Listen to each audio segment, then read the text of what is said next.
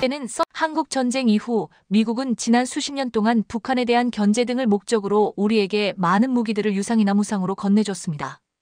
이렇게 우리가 받아온 미국 무기들은 종류를 불문하고 우리 국방력과 방산업 발전에 큰 도움이 되었습니다. 그리고 2025년 새해 다소 뜬금없을 수 있지만 또 다른 미국산 무기가 우리 대한민국에 넘어올지도 모른다는 소문이 돌고 있습니다. 걸프전 등을 통해 탱크킬러라는 별명을 얻은 지상 전용 근접 항공 지원기의 대명사 A-10 썬더볼트인데요. 최근 미국에서 전량 퇴역이 결정됨에 따라 일부 물량을 동맹국에 경매로 넘기려고 하고 있는데 그 나라가 한국이라는 이야기가 나오고 있는 겁니다. 사실 썬더볼트는 이미 10년 전인 2015년에도 미국이 우리에게 주려고 했던 적이 있었는데요. 그것도 임대라는 형태를 통해 공짜로요. 그러나 당시 우리 군은 그런 미국의 제안을 거절했고 이번에 나온 썬더볼트 경매 관련 소문에도 전혀 반응을 하지 않으며 관심 없다는 태도로 일관하고 있습니다. 왜 그런 건지 자세히 알아보죠. 작년 11월 미 공군은 주한 미군이 보유한 썬더볼트 전투기를 올해부터 단계적으로 한반도에서 퇴역시키기로 했다고 밝혔습니다. 당시 미 공군은 한국을 포함한 주요 지역에서 4세대 전투기 업그레이드를 추진하되 4세대 및 5세대 항공기 통합을 강화하기 위해 A-10기를 단계적으로 철수할 예정이라고 전했습니다. 이에 따라 주한 미군은 이달부터 오산 미 공군기지 제25 전투비 행대대에 소속된 24대의 썬더볼트를 시작으로 2025년 회계연도 말까지 한반도에 서해 썬더볼트 철수를 완료할 계획입니다. 그런데 이 계획이 발표됨과 동시에 썬더볼트에 대한 또 다른 소문이 돌기 시작했습니다. 한반도에서만 아니라 2029년까지 미 공군이 가진 모든 썬더볼트를 점차적으로 퇴역시키기로 결정한 만큼 일부 물량을 동맹국에 경매로 넘길 건데 그 나라가 바로 우리 대한민국이라는 거였습니다. 경매로 썬더볼트를 넘김과 동시에 설계도까지 줘서 사실상의 기술 이전까지도 할 거라는 이야기도 있었는데요. 이런 소문이 난 곳은 한국만 아니라 폴란드, 이집트 등 다른 나라들도 있었지만 최근 미국의 전략이 중국 군사력에 대한 견제에 초점이 맞춰진 만큼 한국이 될 가능성이 크다고 전망되었습니다. 소문이 사실이라면 우리 공군은 비록 구식이기는 할지라도 생각지 못했던 전력을 손에 넣을 수 있다는 거죠. 미국이 자기들이 더 이상 쓸 일이 없어서 속된 말로 짬처리하려는 기종임에도 가져가려고 하는 나라가 있다는 소문이 나는 것은 현대 전투기로는 드물게도 지상전에 특화된 썬더볼트 특유의 장점 때문입니다. 이는 썬더볼트가 개발된 배경만 봐도 알 수 있는데요. 썬더볼트는 베트남 전쟁으로 인해 지상군에 대한 항공 지원 수요가 급증하던 상황에서 개발되기 시작한 기총입니다. 당시 전투기들은 지상전 지원은 고려하지 않은 초음속 고속기들밖에 없었던 데다 그런 역할을 해줘야 할 공격용 헬기는 이 당시에는 아직 제대로 개발이 이루어지기 전이었습니다. 그래서 미 공군은 지상전 지원에 특화하기 위해 기존 전투기보다 속도를 낮추는 대신 채공 시간을 늘리고 전차 등 지상병기 공격에 특화된 게틀링건 등의 장비를 달아 신형 전투기를 개발했는데 그게 바로 썬더볼트였습니다. 그러나 썬더볼트는 75년 실전 배치가 된 이후 얼마 지나지 않아 군 관계자들로부터 효용성이 있는지 의심을 받아야 했습니다. 이때는 썬더볼트 개발의 계기가 되었던 베트남 전쟁이 이미 끝난 뒤였던 데다 미국이 직접 참전한 거에 한해서는 그 정도 수준의 지상군 지원이 필요한 전쟁이 한동안 일어나지 않았던 탓인데요. 그에 따라 개발비를 아끼기 위해 레이더도 안 달고 레이저 목표 지시기도 없는 데다 속도까지 느린 그야말로 화력 빼고는 2차 대전 때 전투기들하고 다를 게 없는 수준인 썬더볼트의 단점이 부각되기 시작한 겁니다. 그러한 지적에 기존에는 없던 전자장비를 달아 야간작전 능력을 키운 A-10B로 개량하려는 계획을 세우기도 했지만 이렇게 하려고 보니 제작 단가가 비싸져서 싼 가격이라는 그나마 있던 몇 안 되는 장점마저 없어지게 생겼습니다. 그래서 결국 미 공군은 썬더볼트 개량 계획도 없고 80년대 후반에 전부 퇴역시켜서 노후 전투기 보관소에 넣은 다음 육군 항공대 등 그래도 수요가 있을 만한 데에 주는 방안까지도 고려했습니다. 요약하면 썬더볼트는 90년대도 되기 전에 이미 퇴역 계획이 검토되었던 일찍부터 미 공군 눈밖에 나 있던 기종이었다는 겁니다. 그래도 그 덕에 우리 공군은 1990년을 즈음해서 썬더볼트를 미국으로부터 받을 기회를 얻을 뻔했습니다. 미 공군 입장에서는 쓸모없을지 몰라도 아직 자체적인 전투가 개발 역량이 부족했던 우리로서는 썬더볼트 정도만 해도 충분히 도움이 되었으니까요. 그러나 얻을 뻔했다는 거에서 알 수 있듯 그 기회는 머지않아 날아가 버렸는데요. 90년에 걸프 전쟁이 터지면서 미군이 마지막으로 한번 썬더볼트에 실전 기회를 줘서입니다. 그리고 그 결과는 예상을 뛰어넘었는데요. 1시간 이상인 긴 채공 시간을 살려 기존의 게틀링건과 함께 매버릭 등 공대지 미사일도 장착시킨 결과 이라크군 스커드 미사일 포대와 전차 등을 신나게 날려버릴 수 있었습니다. 게타가 그 과정에서 이라크군의 공격에 노출되고도 무사히 귀환하는데 성공의 뛰어난 방어력까지 자랑하게 되었죠. 그러한 걸프전에서의 썬더볼트의 활약상을 본 미 공군은 퇴역 계획을 백지화하고 다시 각종 분쟁 지역에 투입시키기 시작했는데요. 하지만 시간이 지나면서 여러 실전 사례를 통해 썬더볼트의 걸프전에서의 눈부신 성과는 상당히 특수한 상황에서 만들어진 것이었음이 드러나 21세기가 되면서 다시 애물단지 신세가 되었습니다. 처음 개발이 이루어지던 베트남 전쟁 때와 달리 이미 공격용 헬기를 통한 지상군 지원이 보편화되는 등 전쟁 패러다임이 완전히 바뀐 데다 나온 지 수십 년이 되어가는 기종이라 유지보수에 들어가는 비용도 무시할 수 없게 되어서죠. 결국 2014년 미군은 또다시 썬더볼트를 전량 퇴역시키기로 결정하게 되었습니다. 이에 따라 이듬해 초주한 미군이 보유하고 있던 썬더볼트 1개 대대, 즉 20여 대를 임대해주겠다고 우리 공군에 제안하게 됩니다. 당시는 훗날 KF-21이 되는 KF-X 사업이 예상했던 것보다 지연되고 있던 상황이었던 데다 썬더볼트의 특성상 유사시 서해 5도에 침공하는 북한 공기부양정의 대응 수단으로 쓰기 좋기에 임대하자는 의견이 많았는데요. 그러나 결론부터 말하면 우리 공군에서부터 썬더볼트 임대를 사실상 거절했습니다. 당시 KF-X 사업 지연으로 인한 전력 공백이 우려되고 있던 건 맞지만 그에 대한 대응 방안으로 우리 공군이 원했던 건 F-15나 F-16을 임대해달라는 거였는데요. 그런 우리 공군의 요청을 들어주기에는 F-15는 외국군에 임대해준 사례가 당시에는 아직 없었고 F-16도 여유분이 없었습니다. 그래서 미군이 대신 제안했던 게 썬더볼트 임대였던 건데요.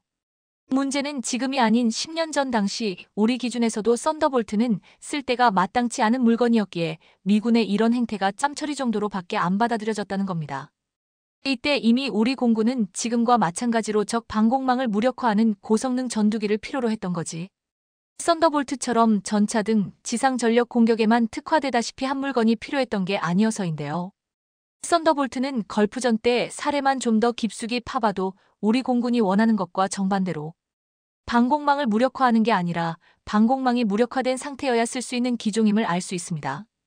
당시 썬더볼트가 큰 전과를 올릴 수 있었던 건 폭격으로 방공망이 파괴된 뒤에 투입되어서 그랬던 거고 적이 이글라나 스트렐라 등 휴대용 대공 미사일이라도 쓸 수 있었던 상황에서는 격추된 사례도 여러 있었습니다.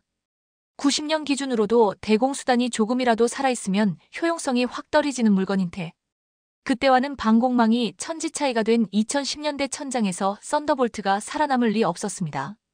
거기다 앞서도 말씀드렸듯 생산 라인이 있던 미국조차도 유지보수의 비용이 너무 많이 들어 퇴역시키려고 하는 물건을 우리가 갖게 되면 부품을 얻기가 더 어려워지는 만큼 그보다도 더 많은 비용이 들게 됩니다. 그럼 꽤 비싼 돈을 들여가며 지상전 지원 외에는 사실상 용도가 없는 물건을 쓴다는 건 10년 전이 아닌 현재 우리 군 예상 기준으로도 터무니없죠. 그래서 25년 전에 이어 썬더볼트는 또다시 우리 군과는 인연이 없게 되었는데요. 그럼 꽤 짬처리마저도 거부당하는 서러운 신세로 전락한 썬더볼트는 IS의 등장으로 또다시 생명 연장을 하게 돼 있습니다. 국가가 아닌 테러 집단에 불과했기에 제대로 된 방공망을 갖췄을 리 없었던 IS라면 썬더볼트로도 충분히 상대할 수 있어서였죠. 심지어 맨페지에 맞고도 오히려 역으로 게틀링으로 IS 대원들을 사냥하는 기염도 토해냈는데요. 그러나 그랬던 썬더볼트도 IS가 괴멸되면서 다시 찬밥 신세가 되었고 결국 2024년 미국 의회는 썬더볼트의 점진적 퇴역을 수용했습니다. 이에 따라 2029년까지 순차적으로 퇴역이 진행되는 가운데 일부 물량은 동맹국에 경매를 통해 넘겨주기로 했습니다. 그래서 그 대상 중에 우리나라도 포함되어 있다는 소문이 돈 건데요. 그렇지만 이미 10년 전에도 쓸 데가 없다는 이유로 안 가져간 물건을 이제 와서 경매로 돈 줘가면서 갖고 올 이유는 없습니다. 러시아와의 전쟁에 필요하다고 세계 각지에 무기 지원을 요청, 아니 거의 구결하다시피 하는 우크라이나조차도 썬더볼트에는 전혀 관심도 안 보이고 있는 것만 봐도 알 수 있죠. 이번 전쟁을 통해 생각보다 허접하다는 게 드러났다고는 해도 IS처럼 나라도 아닌 집단들보다는 훨씬 나은 방공망을 가진 러시아 상대로 썬더볼트가 살아남을 가능성은 희박하기 때문입니다. 게다가 썬더볼트의 용도에만 초점을 맞춰도 이미 그런 역할을 드론이 다 알아서 해주고 있으니 굳이 필요 없습니다. 드론이 썬더볼트 같은 전투기보다 싼 데다 최악의 경우 격추되어도 조종자는 멀쩡히 있을 수 있다는 큰 장점이 있으니 말입니다. 말 그대로 2020년대의 전장에 이제 썬더볼트가 있을 곳은 없게 된 건데요. 우리 군 입장에서 봐도 비슷한 역할을 FA-50이 충분히 수행할 수 있음이 이미 입증된 데다 FA-50은 유지 비용도 썬더볼트보다 덜 들면서 할 수 있는 역할도 더 많습니다. 그러니 설사 기술 이전까지 해준다 해도 굳이 받아갈 이유가 없죠. 게다가 우리 대한민국도 드론 산업에 있어 세계 7위로 나름 경쟁력이 있는 만큼 FA-50보다 더 싸면서도 썬더볼트와 같은 역할을 할 수 있는 걸 얼마든지 만들 수 있습니다. 즉 썬더볼트가 필요 없게 되었다는 것 자체가 그만큼 우리의 국방기술이 진보했음을 말해주는데요. 한때 미국의 도움 없이는 유지조차 어려웠던 우리 군이 이제는 미국의 도움 없이도 완벽히 제 역할을 할 수 있게 된 걸 보니 참으로 감개무량합니다. 러시아 우크라이나 전쟁으로 드론의 위상이 정말 높아졌습니다. 장난감 비행기 취급을 받던 드론이 이제는 전장에서 없어서는 안 될 필수 전력이 되었는데요. 이스라엘과 이란의 미사일 공격에서도 마찬가지였습니다. 이스라엘은 이란을 방어하기 위해 단 하루 만에 1조 8천억 원을 썼다고 합니다. 이란 입장에선 비록 공격이 막혔어도 이스라엘이 천문학적인 돈을 쓰게 만들었다는 점에서는 성공했다고도 볼 수 있습니다. 그런데 만약 이스라엘이 근거리 방어 체계의 드론을 활용했다면 방어 비용을 획기적으로 아낄 수 있었을 것입니다.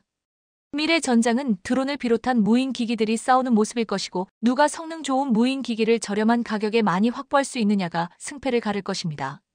이런 분위기를 반영하듯 트럼프의 장남을 고문으로 영입한 미국 드론 기업의 주가가 폭등의 눈길을 끌었는데요. 미국 드론 회사인 어뉴주얼 머신즈의 주가가 트럼프 대통령 당선인의 장남을 고문으로 영입했다는 소식에 급등하기도 했습니다. 우크라이나 러시아 전쟁으로 가장 큰 수혜를 본 나라는 중국입니다. 중국은 불과 몇 년 만에 세계 최대 드론 생산 국가로 자리매김했습니다. 우크라이나 전쟁 이후 러시아와 우크라이나 모두 중국산 드론으로 전쟁을 치를 정도인데요. 드론 초기 시장은 분명 중국이 장악했다고 해도 과언이 아닙니다. 조악한 기술이지만 저가형 제품을 대량 생산했기 때문에 가능한 일이었습니다. 하지만 시간이 지남에 따라 중국산 드론의 한계도 노출되기 시작합니다. 개전 이후 지금까지 러시아는 주로 중국산 드론을 사용하고 있습니다. 그런데 최근 치명적인 사건이 잇따라 발생했습니다. 중국산 자폭 드론이 GPS 교란을 받아 오히려 러시아로 되돌아가 폭발하는 경우가 빈발하고 있습니다. 우크라이나 공격을 위해 띄운 자폭 드론이 GPS 교란으로 러시아로 되돌아가 폭발하는 경우가 적지 않다는 겁니다. 미국 시사주간지 뉴스위크에 따르면 우크라이나는 러시아가 보내는 자폭 드론을 향해 직접 격추 외에도 GPS 교란법을 적극 활용하고 있습니다. GPS 교란법은 자폭 드론이 목표물로 비행하는 과정에서 인공위성에서 수신하는 GPS 신호를 차단하고 가짜 신호를 보내는 것입니다. 우크라이나는 포크로바 POKR-OVA 성모의 보호라는 명칭이 붙은 GPS 교란 시스템을 운용하는 것으로 알려졌는데요. 러시아는 미국이 개발한 GPS 대신 GLONASS라는 독자적인 위치 정보 시스템을 사용해 드론 공격을 수행하지만 교란 방식은 동일합니다. 즉, 우크라이나군의 가짜 신호를 받은 자폭 드론은 비행 경로가 바뀌어 당초 표적에서 벗어난 곳으로 가게 되는 겁니다. 특히 우크라이나군은 자폭 드론을 러시아로 되돌려 보내거나 국경을 맞댄 러시아의 동맹국 벨라루스에서 폭발하도록 유도하는 것으로 전해졌습니다. 실제로 지난 26일 러시아의 대대적인 자폭 드론 공격 당시에도 우크라이나 군은 GPS 교란을 통해 피해를 최소화했습니다. 이처럼 드론이 전장의 중심이 된 것은 맞지만 그에 따라 드론에 대응하는 새로운 기술들이 쏟아져 나오고 있기 때문에 이제 저가형 드론만으로는 충분치 않은 상황이 된 겁니다. 한국도 당장 이 부분을 해결하기 위해 시험적으로 호주산 골판지 드론 100대를 도입했습니다. 최근 우리 국방부는 드론 도입 계약을 마무리하고 내년 초 100여 대를 납품받아 드론 작전 사령부에 배치할 계획인데요. 골판지 드론은 정찰용으로 운용하지만 앞으로 자폭 용도로도 도입 또는 개발하는 방안을 검토할 방침입니다. 골판지 드론은 제작 비용이 저렴하고 요격이 쉽지 않아 가격 대비 성능이 뛰어나다는 평가를 받는데요. 특수 처리를 하지 않아도 재질 특성상 레이더에 거의 포착되지 않아 스텔스기와 같은 성능을 낼 수 있습니다. 골판지 드론은 러시아의 침공을 받은 우크라이나가 자폭용으로 활용하면서 경제성과 성능이 입증됐는데요. 우크라이나군이 사용한 골판지 드론은 왁스 처리한 골판지를 접어 만든 것으로 대당 약 460만 원짜리 저가 장비입니다. 이번에 우리나라가 도입하기로 한 골판지 드론은 호주 기업 SYPAQ가 개발한 코르보 정밀 페이로드 전달 체계 PPDS라는 이름의 드론으로 날개 너비 EM로 3kg 무게의 폭발물이나 물자 등을 싣고 시속 60km로 비행할 수 있습니다. 작전 반경은 약 120km이며 보급, 정찰, 공격 등 다양한 임무를 수행 가능한 것으로 알려졌는데요. 북한은 지난달 무장장비 전시회에서 골판지 드론으로 추정되는 기체를 선보였습니다. 북한 매체들은 전시회에 앞서 자폭형 무인기들을 보도하면서 BMW 승용차를 공격하는 새로운 형상의 무인기를 흐릿하게 처리해 공개했는데 이 무인기와 무장장비 전시회에 등장했던 고무줄이 들어간 기체의 모습이 같았습니다. 골판지 드론은 종이로 만들어졌기 때문에 의도치 않은 스텔스 기능도 있다고 볼 수 있는데요. 하지만 골판지 드론은 임시방편일 뿐 궁극적으로 적의 GPS 교란을 피하고 정밀한 작전을 수행할 수 있는 최첨단 드론의 시대가 도래할 수밖에 없을 것입니다. 이처럼 여러모로 드론의 수요가 높아지자 최대 드론 수출국인 중국은 드론 수출을 규제하기 시작했습니다. 시진핑 국가주석의 러시아 방문을 앞두고 중국이 군사용으로 전용될 수 있는 드론 등 이중용도 상품에 대한 수출 통제를 강화했습니다. CNBC 방송에 따르면 중국 정부는 군사 목적으로 사용할 수 있는 상품 또는 기술을 뜻하는 이른바 이중용도 품목에 대한 수출 통제 규정을 발표했습니다. 중국 기업들이 우크라이나를 침공한 러시아를 돕기 위해 드론과 같은 이중용도 상품을 수출하는 것에 대해 미국의 제재가 강화되자 할 수 없이 이런 규정을 발표한 것인데요. 하지만 러시아와 밀착한 중국이 드론 관련 제품의 러시아 수출 통제에 적극적으로 나설지는 미지수입니다. 미국은 이렇게 더 적극적으로 중국산 드론의 유통을 막아버렸습니다. 관련 부품의 수출까지 막았기 때문에 당장 드론이 필요한 국가들 입장에서는 난처해진 상황입니다. 하지만 이 역시 한국이 해결할 수 있을 것으로 보입니다. 국내 드론 스타트업이 미국 시장 공략에 박차를 가하고 있는데요. 미국이 중국산 드론 규제를 강화하면서 운신의 폭이 넓어졌기 때문입니다.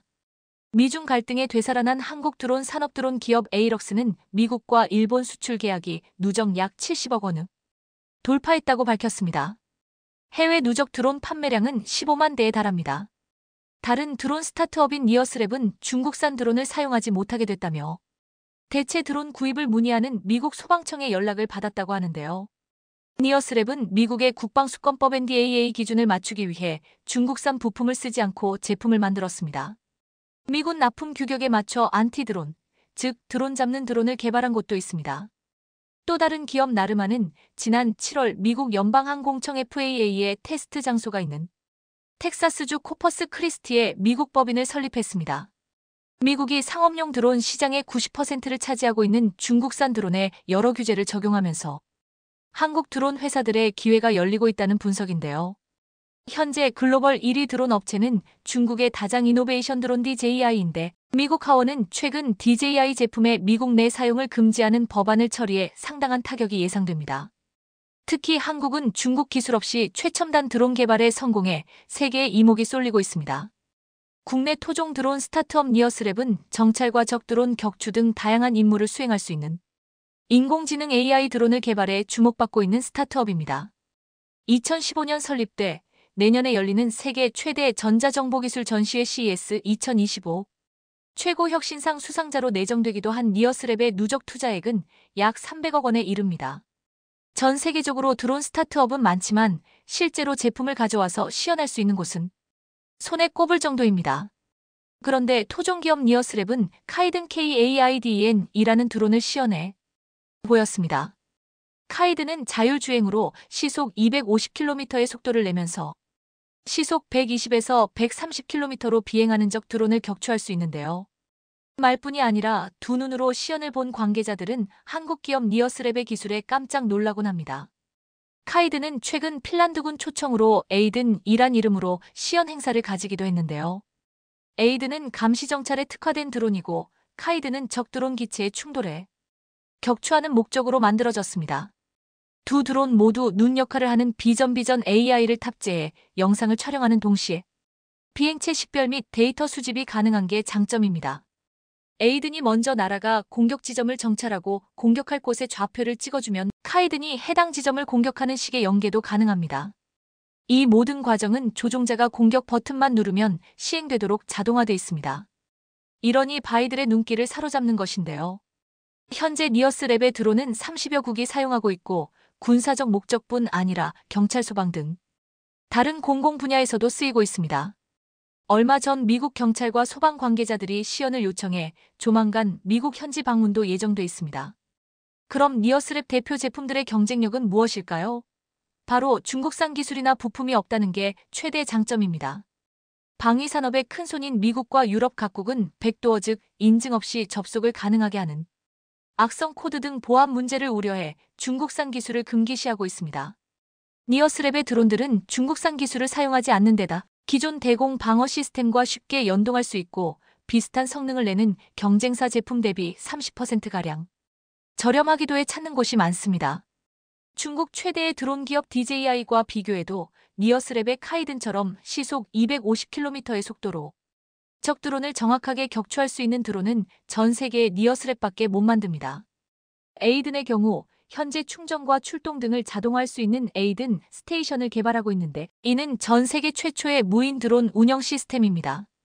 이처럼 한국 드론 기술이 세계적으로 알려지고 있는 가운데 최근 우크라이나에서는 미국 등 서방국들의 제재로 중국산 드론용 배터리 수입이 막히자 빠르게 한국산 배터리로 전환 중이라고 합니다.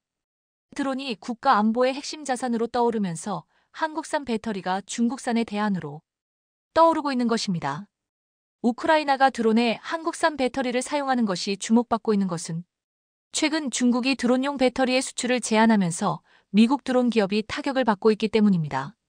이처럼 미국의 제재로 시장을 한국에 빼앗기고 있지만 중국은 최근 정말 위험한 드론을 개발하고 있습니다. 얼마 전 중국 산시성 중베이대 연구팀이 기존 총기의 반동 문제를 대폭 개선한 드론용 자동 조총을 개발했다고 보도에 파문이 일었는데요. 이 총은 AK-47 소총과 기능과 위력면에서 비슷하지만 반동이 거의 없다는 게 특징입니다. 762의 탄환을 10m 거리에서 시속 2664에서 3240km로 발사하는데 반동은 키보드를 두드리는 것만큼 작습니다. 지금까지 쿼드콥터 방식의 소형 1인칭 시점 FPV 드론은 수류탄이나 포탄을 달고 자폭하거나 이를 떨어뜨리는 것에 지나지 않았습니다. 이보다 큰 첨단 드론이나 개조 드론도 장착된 총기의 반동 문제로 명중률이 떨어졌습니다. 이에 중국 연구팀은 총신 뒤쪽에 구멍을 뚫어 화약 폭발로 인한 가스 충격파를 방출하는 것으로 반동 문제를 해결했는데요. 총알이 총구에서 빠져나갈 때까지 내부 가스의 압력을 견딜 수 있도록 고강도 밀폐막을 구멍에 부착해 총알 속도가 떨어지지 않도록 했습니다. 연구팀에 따르면 이 총의 구조는 비교적 간단하고 제조 비용도 낮아 시중에 있는 드론이나 장난감 로봇계에도 장착할 수 있습니다. 2016년 유엔 안전보장이사회 상임이사국 5개국 중 처음으로 중국은 드론을 살상 무기로 개조하는 것을 금지하자고 제안했습니다. 하지만 지금은 그 어느 때보다 드론의 살상 무기화에 앞장서고 있는 실정입니다. 이 같은 중국의 폭주를 한국이 기술력으로 해결하길 기대해봅니다. K전차와 동아시아의 최고 전차 우열을 가리자고 했던 중국 VT4전차의 대참사가 일어났습니다. 최근 중국에서 열리고 있는 주하이 에어쇼에서 VT4전차가 관중들 앞에서 시연을 하다가 갑자기 멈춰서 버렸습니다. 이날 VT4전차들이 일시에 기동했는데 한 대가 언덕을 올라가려다가 주춤하는 모습이 포착되었습니다. 결국 이 VT4전차는 언덕을 올라가지 못하고 아래로 흘러내려와 써버렸고 더 이상 움직이지 않았습니다.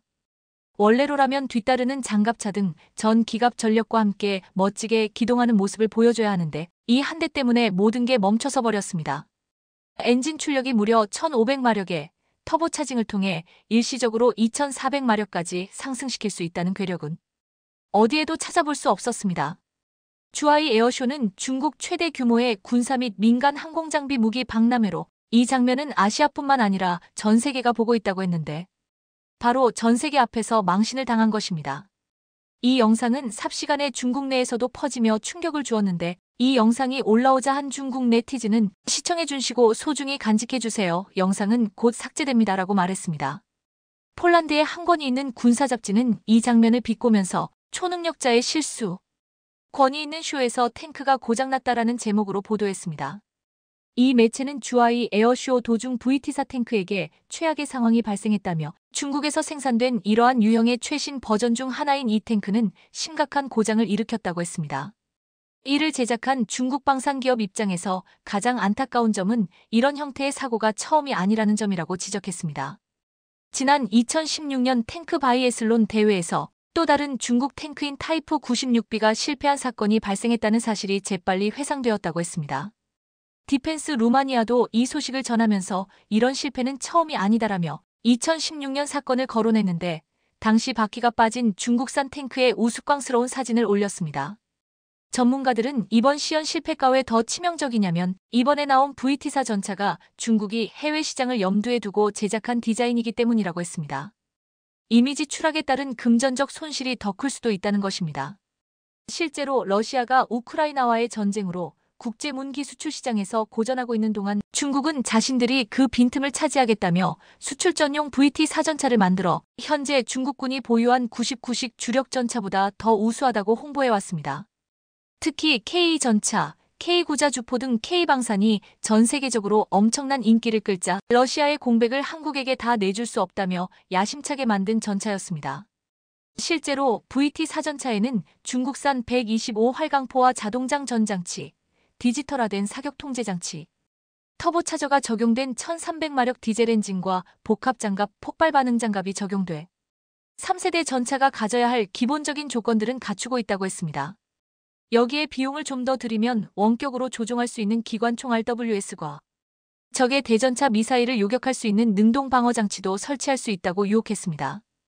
또한 K 전차를 사려면 최소 700에서 1000만 달러를 줘야 하지만 VT 사전차는 가격이 절반밖에 안 되는 400에서 500만 달러밖에 되지 않으면서도 K 전차를 능가하는 3, 5세대 전차라고 홍보해왔습니다.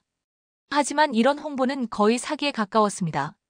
지금까지 이 탱크는 나이지리아, 파키스탄, 태국에 판매되었는데 이번 국제 행사에서 중국 전차의 또 다른 실패가 중국에서 생산된 전차의 신뢰성에 대한 의문을 부각시킨다고 말했습니다. 이번 실패에 내 그럴 줄 알았다면서 맹렬하게 비판하는 국가가 있습니다. 이미 VT 사전차를 중국에서 35대를 구입해 17대를 실전 배치한 나이지리아입니다. 이번 사건을 본 나이지리아 매체 디펜스 뉴스 나이지리아는 중국의 VT 사주력 전차가 주하이 쇼에서 역동적인 행군을 하는 동안 고장나 멈춰 쇼가 끝날 때까지 움직이지 않았다. 이 실패는 탱크의 성능을 보여주는 명망 높은 시연 중에 발생했지만 기계적인 문제로 인해 움직일 수 없었다. 중국 전차에는 항상 신뢰성 문제가 있었다. 라고 한탄하듯 말했습니다. 지난 6월 한 유튜브에 나이지리아 군대 경로 중국산 첨단 VT사 수입 탱크 30분의 단발만 발사라는 영상이 올라왔습니다. 이 영상은 2019년 나이지리아는 중국에서 VT사 주력 전차 35대를 구매했지만 3, 5세대 첨단 전차라고 알려진 이 전차들은 군사훈련 중에 발사에 실패해 나이지리아 장군들은 믿을 수 없다는 듯이 눈을 크게 떴다고 했습니다. 실제 전투에서 단 한 발의 포탄을 발사하는데 30분이 걸린다면 그때쯤이면 적군은 우리를 바비큐로 만들었을 것이라고 말했습니다.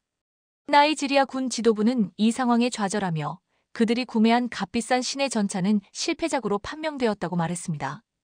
2년도 채 되지 않아 수많은 문제가 발생하자 나이지리아는 대안을 모색해야 했고 결국 러시아의 T-90 탱크로 전환했다고 했습니다.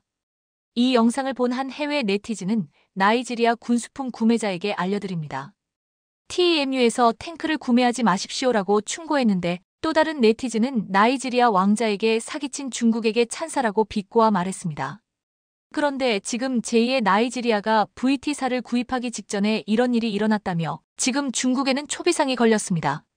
얼마 전 알제리에서 VT 사전차는 포 사격시험 명중률 100%, 500km 연속 주행 및 사격 등 다양한 시험평가를 완수했다며 알제리가 도입을 결정하는 것은 시간 문제라고 했습니다.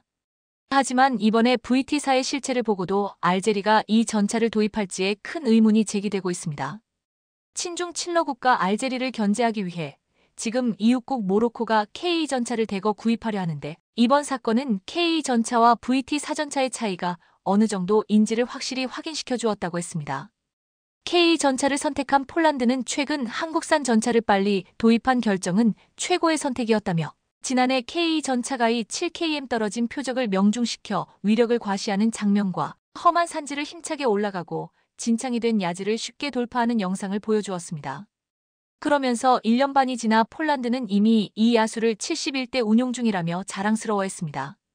이 K 전차의 기념비적 영상과 작은 언덕도 올라가자 못하는 중국산 VT4의 영상은 앞으로 전차를 비교할 때 두고두고 사용될 것이라고 했습니다. K 전차는 지금 폴란드 2차 계약을 앞두고 있고 내년에 루마니아와도 계약할 채비를 하고 있습니다. 이외 다른 유럽 국가들과 카타르, 사우디 등 중동 부유한 국가들도 노리고 있습니다. 또한 남미의 페루도 K 전차를 도입하려고 하고 있는데 지난 11월 25일 한 페루 언론이 K 전차 스마트 발사체를 발사하고 페루 육군을 현대화할 850만 달러 규모의 전차라는 제목으로 보도를 내놨습니다. 페루는 한국 현대로템과 K 블랙팬서 전차 및 K808 장갑 차량 인수 계약을 체결해 페루군 함대 현대화에 중요한 발걸음을 내디뎠다고 표현했습니다. 지금 페루는 전차뿐만 아니라 한국산 K808 장갑차에도 엄청난 기대를 걸고 있는데 남미에서 중국산 장갑차를 쓰는 국가들을 압도할 것이라고 자신하고 있습니다. 지난 6월 남미 볼리비아에 쿠데타가 일어났는데 어이없게도 실패 원인이 중국산 장갑차로 알려져 대망신을 당한 바 있습니다. 중국산 장갑차의 어이없는 성능은 한 나라의 쿠데타도 실패하게 만들 정도입니다. 그런데 이번 주하이 에어쇼에서 중국산 전차뿐만 아니라 중국산 장갑차도 관객들을 절대 실망시키지 않았습니다. 전차에 이어 중국산 장갑차끼리 시연 중에 충돌하며 팀킬을 하는 장면이 목격되었습니다. 한 중국 네티즌은 이 장면을 보고 운전자가 술 마셨냐라고 따져 물었는데 한 중국 네티즌은 이같이 씁쓸하게 말했습니다. 봐봐. 부딪혀도 쓸 수 있어. 내구성이 높다는 걸 보여줘. 이번 중국의 주력 전차의 현실을 본 네티즌들은 북한 유사시 왜 중국이 한국 기갑 전력을 두려워하는지를 알 수 있다고 했습니다. 그들에게 포방부라 부르는 한국의 전차와 포병 전력은 결코 무시할 수 없는 힘이라는 것입니다. 북한 땅을 탐내는 중국에게까지 경각심을 불러일으키게 만들고 있습니다. 해외 외신들이 최근 한국산 천무의 압도적인 실사격에 흥분을 감추지 못하고 있습니다. 최근 한국은 다연장 로켓 천무의 대규모 실사격 훈련을 진행했는데요. 이번 실사격에서는 이례적으로 많은 탄을 발사하여 훈련에 참여한 차량 일부는 아예 전산 발사를 선보이기도 했습니다. 이는 오물풍선으로 연일 도발해오는 북한에게 압도적인 화력을 통해 강력한 음직 능력을 과시한 것이기도 합니다. 그런데 이번 실사격 훈련을 계기로 해외 외신들은 입을 다물지 못하고 있습니다. 이번 훈련에서는 육군 예하 전 군단 및 화력여단, 천무대대가 모두 참가하여 주목을 받았습니다. 이날 훈련을 사격장으로부터 55km 떨어진 표적에 대한 사격 명령 하달로 대기 중인 7대 천무가 순차적으로 불을 뿜으며 시작되었습니다. 차량용 이동식 발사대를 떠난 장사거리 유도탄 48발은 궤적을 그리며 쥐도 표적지에 정확히 명중했는데요. 천무대대가 한 개 포대를 모두 사격하는데 걸린 시간은 단지 수십 초에 불과했습니다. 이후에도 인상적인 훈련이 계속되었습니다. 군 관계자는 물론 방위사업청과 방산기업 및 해외 바이어 등 수출 사업 관련 인사들까지 참여하여 300명에 가까운 인파가 지켜보는 이번 훈련으로 인해 수많은 국가가 다시 한번 천무에 관심을 가지게 되었습니다. 그 와중 폴란드가 구매한 K9 자주포와 천무가 도착했다는 소식은 충격을 더해주고 있습니다. 얼마 전 폴란드 제18기계사단의 공식 트위터에 K9 자주포가 도착했다는 소식이 전해졌는데 여기에 파베오 베이다 국방차관 역시 트위터에 깜짝 놀랄 소식이 있다며 K9 자주포만 도착한 게 아니라 천무의 폴란드형인 호마르케이까지 도착했다는 소식을 전했습니다. 이 소식을 접한 미국의 군사 전문가인 카일 워홀은 외교안보 전문지 내셔널 인터넷 스트의 한국의 납품 속도에 전 세계 공장들은 반성해야 한다고 전했는데요. 오늘은 폴란드에 전달된 K9 자주포와 호마르케이에 대해 알아보겠습니다. 폴란드 군사매체 디펜스24는 이번에 폴란드에 호마르케이 12문이 전달되었다고 전했습니다. 지난해 전달된 K239 천무의 폴란드형 호마르케이 15문에 이어 이번에 전달된 12문을 더해 총 30문을 인도했는데요. 지난해 전달된 호마르케이에는 제18기계사단 포병연대에 배치가 되었고 이번에 전달된 12문의 호마르케이 역시 곧바로 실전 배치될 예정이라고 전했습니다. 게다가 K9 자주포 역시 이번에 전달된 선물은 제18 기계사단 중에서 노화된 바에 있는 제18 포병대대 배치된다고 밝혔습니다. 한국은 폴란드와 K9 자주포 210문에 대해서 우선 계약을 체결하고 지난해 말까지 66문을 인도했습니다. 폴란드는 최전방에 위치한 제16 기계화사단에는 기동성이 뛰어난 K2 흑표 전차를 배치하고 수도 바르샤바를 지키는 제18 기계사단 에머슨 에이브람스 전차를 배치했는데요. 지금 폴란드의 K9 자주포를 비롯해 폴란드 최초의 동합 다연장 로켓인 호마르K가 인도되는 과정은 유럽을 비롯해 전 세계에 알려지면서 큰 관심사가 되고 있습니다. 그 이유는 유독 한국에서 주문한 무기들의 납기 속도가 다른 나라들보다 평균 3배 이상 빠르기 때문인데요. 최근 독일 라인메탈이 K9 자주포의 경쟁자 비스트 2000 자주포 생산을 재개했다는 보도가 나왔습니다. 디펜스24에서는 폴란드의 K9 자주포 6문이 추가 인도된 11경 독일 자주포 생산 시작이라는 기사를 내보냈는데요. 독일군과 우크라이나의 신규 주문으로 인해 공장이 다시 생산에 들어갔다고 알리면서 이 자주포는 내년인 2025년부터 시작해 2030년인 5년에 걸쳐 인도될 예정이라고 했습니다. 우크라이나 전쟁이 시작되고 독일군은 우크라이나로 이전된 자주포 12대를 보충하기 위해 19대를 주문했는데 2023년인데 그게 이제서야 생산이 시작되었고 납품 역시 내년엔 되어야 첫 인도가 가능하며 2030년까지 받을 수 있다는 것이었습니다. 그에 비해 폴란드에서는 주문한 지 2달 만에 12대 K9 자주포를 받았기에 세계 방산 시장에서 전례가 없을 만큼 빨라 놀랄 수밖에 없는데요. 폴란드에서 K9 자주포가 처음 도착했을 당시 폴란드 대통령을 비롯해 국방장관 등 모두가 나와서 환호하는 걸 보면 한국의 납기가 얼마나 빨랐는지를 알 수 있습니다. 지금 한국산 무기를 계약하고 로켓 배송을 받은 폴란드와 달리 지금 유럽 국가의 무기를 주문한 국가들은 언제 받을지 모르는 기다림에 후회를 하고 있는데요. 미국 매체 더 디플로메스 라틴 아메리카에서 중국과 러시아의 무기 판매에 대응하는 한국의 역할이라는 제목의 기사를 보도했습니다. 최근 에콰도르는 2억 달러 상당의 낡은 무기들을 미국산 신형 무기와 교환하겠다고 하면서 다양한 러시아 및 구소련 무기를 미국에 판매하겠다고 했는데요. 에콰도르가 미국에게 낡은 무기를 팔면 미국은 우크라이나의 해당 장비들로 군사 지원을 할 수 있고 그 대가로 자신들은 미국산 새로운 무기를 받으려는 목적이었죠. 이것은 당시 상당히 좋은 전략으로 보였지만 그 이면에는 큰 문제가 발생할 수 있습니다. 미국의 군사 장비는 장비 배송 정체로 인해 어려움이 크다는 것이었습니다. 또한 납기 지원뿐만 아니라 너무 비싸기 때문에 더욱 정교하지만 빠르고 저렴하게 제공하는 러시아나 중국의 경쟁 업체들을 이길 수 없다고 했습니다. 최근 러시아가 전쟁으로 라틴 아메리카 무기 시장에서 영향력이 감소하면서 중국이 라틴 아메리카 시장을 차지하려고 움직이고 있는데요. 미국의 입장에서는 라틴 아메리카 무기 시장에서 러시아의 영향력을 약화시키고 중국의 진출을 억제하는데 성공하려면 파트너가 있어야 된다고 생각하는데 여기에 가장 부합하는 국가가 바로 대한민국인 것입니다. 중국은 저렴한 가격과 신속한 작품으로 라틴 아메리카 국가들에 설득하려 해도 품질 면에서 비교가 안 될 정도로 훨씬 우수하고 더욱 빠르게 납품이 가능한 한국산 무기들이 세계 시장에서 당당히 자리를 차지하고 있기 때문에 중국에서는 손가락만 빨 수밖에 없는데요. 미국은 한국이라는 존재가 지금 중국과 러시아에게 빼앗길 수 있는 시장을 막아낼 수 있다고 주장하고 있습니다. 최근에는 우크라이나에 대한 살상 무기 지원이 확정되며 유럽에 자리 잡은 수백 대의 K9 자주포가 한국에 허락만 한다면 우크라이나를 지나 러시아까지 진격할 준비를 하고 있습니다. 세계 최강의 자주포라는 명성을 러시아를 상대로도 증명할 수 있을지 기대감이 높아져 가고 있는데요. 최초에는 우크라이나 군에서 K9의 실전 성능에 이의를 제기하고 나서 K9를 도입했고 앞으로 도입할 유럽 국가들이 다소 K9의 성능에 의문을 품기도 했습니다. 하지만 한국에서 K9의 실전 운용 영상을 공개했고 이를 완벽하게 반박해버리며 K9 자주포의 몸값을 더욱 드높였습니다. 대한민국을 대표하는 무기 K9 자주포까지 우크라이나 땅을 밟게 될 것으로 예상되고 있는데요.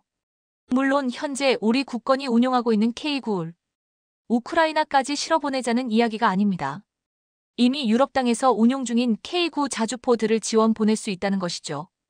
현재 유럽에서만 폴란드, 핀란드, 에스토니아, 노르웨이, 튀르키예까지 5국가가 K9 자주포를 도입해 주력 자주포로 운용하고 있습니다. 이 K9 자주포들을 우크라이나에 지원 보내자는 이야기는 예전부터 나왔었지만 한국에서 수출한 무기도 살상 무기 지원 금지 정책에 묶여 있었기에 허용되지 않았었는데 러시아가 손을 넘게 되며 이 유럽의 K9 자주포들이 우크라이나 전장으로 향하게 될 수 있다는 것이죠. 어떤 무기가 지원되더라도 한국의 막대한 공급 능력이라면 우크라이나 전황을 뒤집고 러시아의 반격을 가할 수 있을 것으로 기대받고 있습니다. 미국 경제 전문 매체 비즈니스 인사이더는 독일 라인메탈이 재생산을 시작했다는 소식을 전하면서 한국이 지금 얼마나 빨리 무기를 만들고 있는지 감탄하며 다른 국가들과 비교했습니다. 비즈니스 인사이더에서는 대한민국이라는 국가는 다른 서구권 경쟁 국가들보다 3배나 빠른 속도로 국산포를 생산하고 있다고 했는데요. 이 매체는 한화 에어로스페이스가 대당 350만 달러라는 가격도 놀랍지만 6개월 만에 K9 자주포를 제작이 가능하다고 보도했는데 이는 경쟁사보다 3배는 빠른 것으로 추정된다고 했습니다. 또한 프랑스 공급업체인 넥스터는 카이사르의 자주포를 납품하는데 약 30개월이 걸릴 것으로 추정되었습니다. 미국은 영국 방산기업인 BAE 시스템즈가 제작한 M777 곡사포를 사용하는데 새로운 미 육군의 주문을 위해 포병 플랫폼의 생산을 이제야 시작하며 내년에 초도 물량이 나온다고 했는데요. 여기서 서방의 군수 공장들은 재료 조달과 같은 다른 요인으로 인해 추가 시간이 소요될 수 있다고 하면서 엄청난 스피드로 무기를 뽑아내는 한국과는 큰 차이가 있다고 했습니다. 해당 매체에서는 한화 에어로의 장점을 설명했는데 기존에 운영해오던 생산 체계를 보다 간소화된 생산 프로세스로 점점 진화되었기에 이처럼 빠른 생산이 탄생했다고 보도했습니다. 실제로 창원에 있는 한화 공장 근로자들은 러시아와 우크라이나 전쟁 이후 3차례나 생산 시설을 확대했다고 했는데요. 또한 야근과 주말 근무까지 추가하고 있기에 서구권의 방산업 생산 속도와 비교하면 3배가 아니라 최소 5배 이상 차이가 납니다. 해당 매체에서는 한화의 에어로스페이스 대표와 인터뷰를 전했는데 한화에서는 현재 미들급 자주포를 비롯해 장갑차와 탱크에 초점을 맞추고 있다고 했습니다. 이 분야에서 한화는 이미 글로벌 경쟁력을 갖추고 있는데요. 그러면서 한국 방산 기술진을 비롯해 연구진들이 이런 종류의 무기는 록히드 마틴과 보잉에서는 시도조차 못한다고 덧붙였습니다. 일각에서 오는 한국의 무기 수출이 많아지면서 미국이 견제하는 게 아니냐고 걱정하지만 지금 미국은 오히려 한국의 방위산업의 성장과 수출 증가에 두 팔 벌려 환영하고 있습니다. 유럽의 많은 국가들은 독일, 프랑스, 영국 등 이윤의 방산 선진국들의 압박에도 한국산 무기를 대놓고 구입하고 있는 이유 역시 미국의 적극적인 협력이 있었기 때문인데요. 이미 K9 자주포 54문 도입을 결정한 루마니아와 구입을 고려하는 슬로바키아 등 유럽 국가들은 폴란드에 빠르게 인도되는 K9 자주포를 비롯해 K2 흑표 전차, 그리고 FA50 경전투기 등을 눈여겨보고 있습니다. 현재 한국산 무기를 유심히 지켜보던 노르웨이와 스웨덴이 한국과 대략적인 천무 도입 논의까지 마쳤다는 소식이 들려왔습니다. 노르웨이는 아직 천무와 미국 하이마스를 두고 고심하고 있는 상황이지만 점점 천무로 추가 기울어지고 있다고 합니다. 특히 이번 훈련에서 천무는 알려진 성능보다 높은 성능을 가지고 있다는 것이 확인되었고 이로 인해 잠재적인 한국산 천무 도입국이 빠르게 늘고 있습니다. 대한민국 방산이 승승장구하는 모습이 감격스럽군요. 초전도체 역시 전기 저항을 0으로 없애버릴 수 있어 인류의 역사에 한 획을 그을 엄청난 발명이라며 전 세계가 열광했는데요. 이번에 한국이 공개한 이것에 비하면 아무것도 아니었습니다. 러시아와 우크라이나 전쟁이 초장기화 국면으로 접어든 가운데 중국 부동산 버블이 터지고 미국 은행들이 줄줄이 파산하면서 전 세계가 완전히 암울해진 가운데 한국이 전 세계에 빛을 내려주었다며 80억 인구가 한국에 열광하기 시작했습니다. 심지어 한국이 공개한 이것을 직접 보기 위해 수천, 수억 명이 몰려올 것이라는 놀라운 소식도 전해졌는데요. 한국발 초전도체 초강풍이 아직도 뜨겁습니다. 네이처 등 몇몇 국제기관은 초전도체가 아닐 가능성이 높다고 발표했지만 초전도체가 확실하다는 교수들의 증언이 나오면서 분위기가 완전히 역전됐습니다. 김현탁 미국 윌리엄 앤드 메리대 연구교수 65는 LK99가 상원상합 조건에서 초전도 현상을 구현했다고 확신했습니다.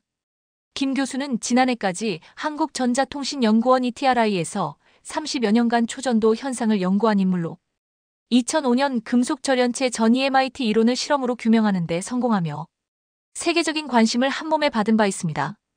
게다가 현재 누전 차단기에 쓰이는 MIT 칩을 만든 주역인데요. 이 때문에 세종대왕 기술상과 발명대왕을 받았습니다.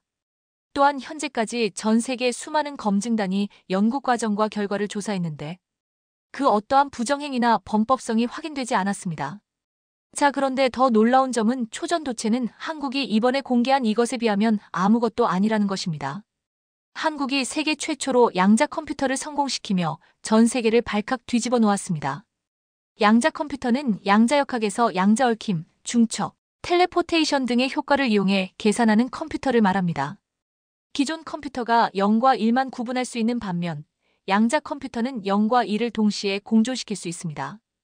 양자 컴퓨팅은 컴퓨터 과학, 물리학, 수학의 여러 측면으로 이루어진 종합적 분야로서 양자역학을 활용해 기존의 컴퓨터보다 빠르게 복잡한 문제를 해결할 수 있습니다. 이론적으로 현존 최고의 슈퍼컴퓨터가 수백 년이 걸려도 풀기 힘든 문제도 단 몇 초 이내에 어마어마한 속도로 빠르게 풀 수 있을 것으로 전망되고 있습니다. 특히 이런 무궁무진한 기술 때문에 군사적 이용 가치가 커서 미중 패권 경쟁에서도 주요 분야로 자리매김하고 있습니다. 실제로 미국 대통령 조 바이든은 중국의 양자 기술만 콕 집어 제재를 가하라고 행정명령하기도 했습니다. 미국의 물리학자 리처드 파인만, 폴 베니오프, 찰스 베넷과 소련 러시아 수학자 유리 이바노비치 마닌이 최초의 구상자로 실질적인 작동 원리는 옥스퍼드대의 데이비드 도이치 박사가 고안하였습니다. 트랜지스터로 만들어진 게이트 대신 양자 게이트를 연산도구로 사용합니다. 주요 선진국들의 최고 수준의 연구소들과 IBM, 구글, 마이크로소프트, 인텔, NTT 등의 글로벌 기업들이 연구하고 있습니다. 그만큼 관심이 높고 상용화가 되는 순간 대박이 될 물건.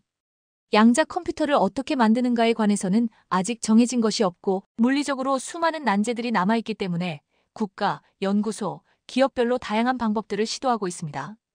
한편 또 다른 양자역학 효과를 이용한 계산기도 양자 컴퓨터라고 불리고 있어 일반인들에게 혼란을 주고 있는데 대표적으로 양자 어닐링 퀀텀 어닐링, 양자 신경망 퀀텀 뉴럴 네트워크 있습니다. 이러한 효과를 이용한 양자 컴퓨터들도 비슷한 규모 대비 기존 컴퓨터에 비해 효율적이고 빠르지만 일반적으로 생각되는 양자 컴퓨터의 성능에는 택도 없이 못 미칩니다. 앞서 언급했듯이 양자 중첩과 양자 얽힘 효과를 이용하여 계산하는 양자 컴퓨터의 성능은 현존 최고의 슈퍼컴퓨터의 계산 속도보다 수억 배는 빠를 것으로 추측되고 있으며 이러한 범용 양자 컴퓨터는 IBM이 개발을 주도하고 있습니다. 슈퍼컴퓨터보다 계산 속도가 1억 배 이상 빠른 양자 컴퓨터, 컨설팅 업체 맥킨지에 따르면 2040년 전 세계 양자 컴퓨팅 시장이 최대 930억 달러, 약 122조 원 규모로 성장할 전망입니다. 시장 규모도 규모지만 이 양자 컴퓨터 기술을 가장 먼저 확보한 국가가 전 세계를 지배할 것이라는 말이 나올 정도로 이 기술의 파급력은 상상을 초월합니다. 그런데 양자 컴퓨터를 상용화할 수 없었던 가장 중요한 이유가 바로 초전도체와 비슷하게 260도 이하의 극저온 환경에서만 양자 컴퓨터가 작동해 보시는 것처럼 양자 컴퓨터의 크기는 너무나 거대할 수밖에 없습니다. 온도를 낮춰 전기 저항을 없앤 초전도 환경에서 운영되기 때문입니다. 영하 267도에서는 양자 컴퓨터를 만들 수 있지만 상용화하려면 상온에서 돌아가도록 해야 하는데 이게 지금까지는 불가능하다고 여겨져 왔습니다. 초전도체와 비슷한 이유 때문이죠. 자, 그런데 놀랍게도 한국이 세계 최초로 이 양자 컴퓨터 상용화를 위한 물질을 개발하는 데 성공했습니다. 세상을 바꿀 게임 체인저로 불리는 양자 컴퓨터는 어떠한 미세한 영향도 받으면 안 되기 때문에 극저온과 진공 상태에서 가동돼야 하는데요. 우리 연구진이 상온에서도 양자 컴퓨터가 작동할 수 있는 후보물질을 찾아냈습니다. 한국원자력연구원이 찾아낸 양자 프로세스 후보물질 터뷴 인듐산화물입니다.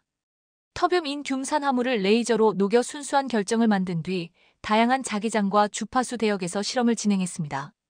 그 결과 양자 프로세스가 가동될 때 나타나는 고유 현상인 광학전도도 비례 현상과 양자 스핀 액상 현상을 구현했습니다. 특히 영상 27도의 상온에서 양자 프로세스의 고유 현상을 구현한 것은 세계 최초입니다. 더 놀라운 점은 이번에는 초전도체 때랑은 완전히 다르다는 것입니다. 초전도체의 경우 국내 일부 교수진들은 초전도체가 맞다고 주장하지만 해외 유명 대학들과 네이처 등 세계적인 학술지에서 초전도체가 아니라고 부정해왔습니다. 그런데 이번에 한국이 개발에 성공한 양자 컴퓨터는 이미 네이처에 실렸을 뿐만 아니라 이미 검증단이 검증을 마치고 사실로 판명한 것으로 전해졌습니다. 이성수 한국원자력연구원 첨단 양자 소재 연구실장은 이것을 이론적으로 검증하는 전문가들이 참여한 이미 과학적으로 검증이 된 연구 결과라 할 수 있습니다라고 전했습니다. 슈퍼컴퓨터 수십만 대를 한 곳에 가져다 놓아도 양자 컴퓨터 일대를 이기지 못할 만큼 양자 컴퓨터의 기술은 이미 발전했습니다. 양자 컴퓨터 기술을 리드하고 있는 IBM, 다리오길 IBM 리서치 수석 부사장 겸 총책임자는 양자 컴퓨터가 기존 접근 방식을 뛰어넘어 자연의 물리 현상을 정확하게 계산한 것은 이번이 처음이라며 기존 시스템에서 모델링이 매우 어렵거나 불가능한 문제에 양자 컴퓨터를 사용할 수 있음을 증명하는 중요한 단계를 넘었다고 말했습니다. 세계 최고의 양자 컴퓨터 기술을 갖춘 미국과 양자 컴퓨터 상용화의 핵심 열쇠를 주게 된 한국이 손을 잡고 전 세계 패권을 거머쥐는 그림이 확실해진 셈입니다. 더 놀라운 점은 한국의 놀라운 발표가 여기서 끝나지 않았다는 것입니다. 한국과학기술원이 꾸미물질로 불리는 맥신의 대량 생산을 가능하게 만드는 역사적인 순간을 공개하며 전 세계인들로부터 환호를 받고 있습니다. 맥신도 양자 컴퓨터와 마찬가지로 초전도체와는 매우 다른 반응입니다. 맥신 개발 성공 연구 결과는 국제학술지 나노스케일에 이미 실렸고 올해 주목할 논문으로까지 꼽혔습니다. 맥신은 높은 전기 전도성을 갖춘 데다 여러 금속 화합물과 조합할 수 있어 반도체, 전자기기, 센서 등 다양한 산업에서 대혁신을 이뤄낼 수 있습니다. 맥신은 맥스MAX라는 세라믹 물질을 강한 산성 용액에 담가 금속 원소를 제거하는 방식으로 만듭니다. 이 과정에서 수용액에 존재하는 수산화물, 산소, 불소 같은 분자가 맥신의 표면에 달라붙는데 어떤 분자가 어떻게 달라붙어 있느냐에 따라 그 성질이 결정되고 쓰임새도 달라집니다. 기존엔 고성능 전자현미경을 이용하더라도 맥신의 분자 분포를 분석하는데 며칠씩 걸렸기 때문에 대량 생산이 불가능했습니다. 하지만 한국의 이 센터장팀의 연구로 맥신 대량 생산의 길이 열렸습니다. 애플이 내놓은 신형 아이폰의 발열 문제가 심각합니다. 특히 이때다 싶은 중국 IT 유튜버들은 아이폰 15를 단지 30분만 사용해도 온도가 48도를 넘어섰다며 신형 아이폰의 안전 문제를 제기하는데 열을 올리고 있습니다. 중국 IT 전문 유튜버 GEKERWA는 아이폰 15 프로로 300니트 밝기와 25도의 실온에서 고사양 게임을 플레이했을 때 제품 온도강 30분 만에 48.1도까지 상승했고 아이폰 15 프로맥스 역시 45도를 넘어섰다고 주장하며 발열 논란에 기름을 부었습니다. 현재 애플 공식 홈페이지의 사용자 커뮤니티에는 통화할 때조차 뜨거워진다는 불만이 제기되고 있으며 하루에도 수십 건씩 해시태그 전화를 8에서 10분만 해도 폰이 뜨겁다. 해시태그 충전하는데도 발열이 심하다 등의 게시물이 올라오고 있습니다. 월스트리트 저널도 중국, 미국, 캐나다 소비자들의 후기에 따르면 새 아이폰이 특정 상황에서 만지기 어려울 정도로 높은 온도에 도달하는 경우가 있는 것으로 확인됐다고 전했습니다. 특히 아이폰 15 프로 맥스가 충전되는 동안 약 41시에 달했으며 충전 및 게임 등 작업을 동시 수행할 때 최대 44시까지 올라가기도 했다고 지적했습니다. 스마트폰의 발열 문제는 성능 저하는 물론 소비자의 안전 문제를 일으킬 수도 있는 중대한 문제입니다. 논란이 일자 IT 전문 매체 WCCF테크는 애플이 아이폰 15 프로 라인업에 강력한 냉각 솔루션을 도입하지 않았거나 TSMC에서 제작한 A17 프로 칩의 3나노 설계가 과열 문제를 완화하는데 거의 도움이 되지 않는다는 것을 보여준다고 꼬집었습니다. 이처럼 여기저기서 논란이 일자 결국 콧대 높은 애플도 발열 문제가 있다고 인정하고 말았습니다. 애플의 인정은 아주 이례적인 일인데요. 그만큼 중국, 캐나다 등에서 발열 문제가 심각하게 제기되었다는 뜻입니다. 애플은 최신 iOS 17 운영체제 버그로 인한 백그라운드 활동 증가, 일부 타사 앱 업데이트 등으로 인해 발열 문제가 발생할 수 있다면서 현재 앱 개발자들과 협력해 수정사항을 확인하는 과정에 있다고 밝혔습니다. 애플이 밝힌 문제 앱은 게임 아스팔트 9, 메타의 인스타그램, 우버 등인데요. 일각에서는 이번 발열 문제가 새로운 티타늄 소재나 디자인 때문이라고 주장했지만 애플 측은 안전이나 부상 위험은 없으며 장기적인 휴대폰 성능에도 영향을 미치지 않을 것이라고 장담했습니다. 하지만 시장은 이를 그대로 믿지 않는 분위기입니다. 이번 신형 아이폰의 발열 문제는 세밀함의 대명사로 불리던 애플이란 브랜드의 명성에 상당한 흠집을 내고 말았습니다. 애플은 조만간 iOS 17 버그를 수정한 뒤 소프트웨어 업데이트를 통해 문제를 해결할 예정이라고 밝혔지만 IT 전문가들은 소프트웨어의 문제가 아니라 하드웨어, 특히 반도체 칩의 내구성이 취약하다는 지적까지 하고 있습니다. 애플은 아이폰 15 공개 행사 당시 우주선에 사용되는 티타늄 소재를 도입했다며 내구성을 강조한 바 있지만 IT 유튜버 애플트랙은 지난 23일 아이폰 15 프로와 전작인 아이폰 14 프로를 다양한 각도와 높이에서 떨어뜨리는 실험을 진행했는데요.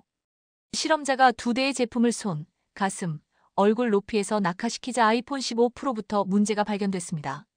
모서리 부근이 점점 까지기 시작했으며 어느 순간 카메라 렌즈 부분에도 손상이 가기 시작하더니 액정까지 금이 번졌습니다. 4-5M 높이에서 두 기기를 나란히 떨어뜨리는 실험에서는 아이폰 15 프로의 액정 하단부가 완전히 고장났습니다. 반면 비교군인 아이폰 14 프로는 큰 이상 없었습니다. 6mm 높이 실험에선 아이폰 15 프로가 충격으로 인해 완전히 박살났고 카메라 부분이 본체 바깥으로 튀어나오기까지 했습니다. 심지어 아이폰 15는 이제 제품 마감이 불량하다는 불만까지 올라오고 있습니다. 현재 레딧에는 아이폰 15 프로 디스플레이나 안테나 부분이 들떠 있다는 후기도 많이 올라와 있습니다. 이러한 반응들은 종전에 아이폰 신제품이 출시되었을 때는 볼 수 없었던 반응들로 이게 정말 애플이 만든 제품이 맞는지 의심스러울 정도입니다.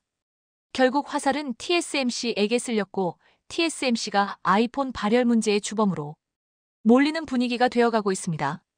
일각에선 애플이 설계하고 TSMC가 양산한 반도체의 성능 문제를 발열의 원인으로 꼽고 있습니다. 한마디로 TSMC의 3nm 공정 품질에 문제가 있는 게 아니냐는 겁니다.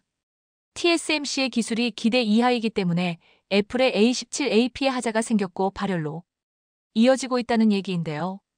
상황이 이렇게 돌아가자 애플과 TSMC를 경쟁사로 둔 삼성전자가 반사이익을 얻은 절호의 찬스가 될 것이란 분석이 나오고 있습니다.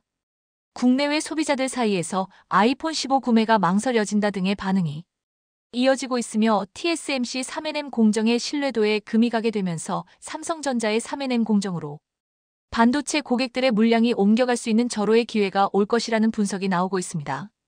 만약 발열의 근본적인 원인이 AP로 판가름 날 경우 이것을 양산한 TSMC 역시 책임론에서 자유로울 수 없을 것이며 이렇게 되면 삼성전자는 내실을 다지면서 중장기적인 관점에서 역전할 수 있는 굉장히 큰 기회를 잡을 것으로 기대됩니다.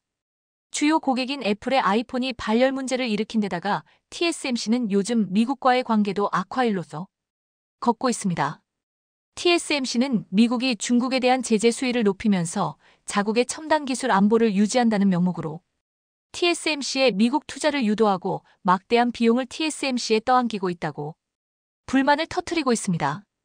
최근 미국은 TSMC에게 중단된 공장 가동을 재개할 것을 요구하는 한편 애리조나 주지사까지 직접 나서 TSMC에 패키징 공장 증설을 요청했습니다. 미국은 이렇게 숙련 인력을 더 투입해라, 추가 생산 시설을 확충해라 등등 자국의 반도체 생태계를 강화하기 위해 TSMC를 적극 이용하고 있지만 TSMC 입장에서는 미국이 그리 좋은 투자처가 아닙니다. 무엇보다 애리조나에 건설 중인 TSMC 공장은 숙련된 인력이 부족해 오픈 시기가 계속 미뤄지고 있습니다. 미국 노조는 장비 설치 인력이 충분하다며 반박했지만 대만은 미국 인력들의 반도체 기술 수준이 미흡하다고 보고 있습니다. 더구나 TSMC는 지금 대만 가오슝, 중국 난징, 독일 드레스덴, 일본 구마모토 등 여러 국가에서 공장을 짓고 있는데 여기에 미국이 자꾸 자기 나라의 공장을 더 지으라고 요구를 하고 있으니 참다 못한 대만 업계에서는 이런 불만들이 터져나오고 있습니다. 미국이 반도체 역량을 키우기 위해 대만 기업을 이용하고 있다. 사실 틀린 말은 아닙니다. 더구나 TSMC는 요즘 되는 일이 없습니다. 애리조나 공장이 인력 부족으로 계속 연기되는 것도 죽을 맛인데 막대한 돈을 투자해 짓고 있는 일본 구마모토 공장 부지가 물 부족이 심각하다는 것이 드러난 것입니다. 미국의 압박으로 일본 반도체 생태계 조성을 위해 구마모토에 공장을 짓는 결단을 내렸는데 물 부족이라니. 어처구니 없는 일이 발목을 잡은 겁니다. 최근 대만 언론들은 2024년에 반도체 양산에 돌입하는 TSMC 반도체 공장의 최대 리스크는 물 부족이라고 보도했습니다. 원인은 일본의 수자원 공급 인프라가 오래되고 낡아서 물 공급 능력이 부족하다는 것이었습니다. 다른 문제도 아니고 수자원 공급 인프라가 노후에서 물을 끌어들일 시설을 새로 만들어야 하다니 당장 내년부터 반도체 양산에 들어가야 하는데 기본적인 물 공급 인프라가 조성을 기다려야 한다니 TSMC로서는 헛웃음이 나올 만한 상황입니다. 일본이 이렇게 처참한 상황이 된 이유는 1980년대 일본의 거품 경제가 붕괴된 이후 일본 기업들이 생산 거점을 해외로 옮겼기 때문입니다. 당시 일본은 생산 설비까지 해외로 모두 이전하면서 공업용수 사용량이 급감했고 그래서 수자원 공급 인프라를 증설할 필요가 없었습니다. 이러니 지금까지 물 공급 인프라를 깔지 않았던 것이었습니다. 하지만 반도체 제조의 산업용수는 필수입니다. 화학약품을 세척하거나 반도체를 깎아내는 식각 공정에 대량의 물이 쓰이기 때문입니다. 반도체 불순물 제거에 쓰이는 초순수 1톤을 만들려면 그 2배인 2톤이 필요하다는 게 정설입니다. 그런데 TSMC는 지금 어이가 없을 겁니다. 대만은 가뭄이 자주 발생하고 계절에 따라 강우량이 크게 차이가 나서 안정적으로 수자원 확보가 어려웠고 그래서 외국으로 생산 거점을 옮겼던 것인데 일본에서 똑같이 물 부족을 겪게 되었기 때문입니다. 2년 전 대만이 56년 만에 극심한 가뭄으로 심각한 물 부족 사태를 겪자 TSMC는 그때부터 적극적으로 해외로 눈을 돌리기 시작했습니다. 당시 TSMC는 급수차를 이용해 저수율이 비교적 높은 다른 지역의 댐에서 공장으로 물을 운반하면서까지 반도체 공장에 물을 대느라 곤욕을 치렀기 때문입니다. 그런데 이미 많은 전문가들이 잦은 지진과 산업용수 부족 등을 이유로 일본이 반도체 생산 기지로는 적합하지 않다는 지적을 해왔습니다. 단지 TSMC가 그런 조언을 듣지 않았던 것입니다. 그러다가 결국 물 부족이 현실이 되고 나서야 후회를 하고 있으니 진퇴양난에 빠진 TSMC가 어떻게 돌파구를 찾을지 삼성은 여유 있게 지켜보고 있습니다.